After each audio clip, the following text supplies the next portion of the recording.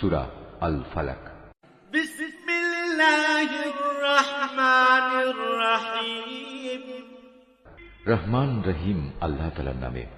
কুল আউযু বিরাব্বিল ফালাক। হে নবী, তুমি বলো, আমি উজ্জ্বল প্রভাতের মালিকের কাছে আশ্রয় চাই। মিন শাররি মা খালাক। আশ্রয় চাই তার সৃষ্টি করা প্রতিটি জিনিসের অনিষ্ট থেকে। ওয়া মিন শাররি গাসিকিন ইযা ওয়াকাব। আমি আশ্রয় চাই রাতের অন্ধকারে সংঘটিত অনিষ্ট থেকে, বিশেষ করে যখন রাত তার অন্ধকার বিছিয়ে দেয়।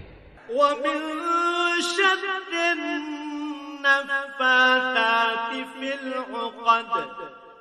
আমি আশ্রয় চাই গিরায় ফুঁক দিয়ে জাদু টোনাকারিনীদের অনিষ্ট থেকে। ওয়া মিন শাররি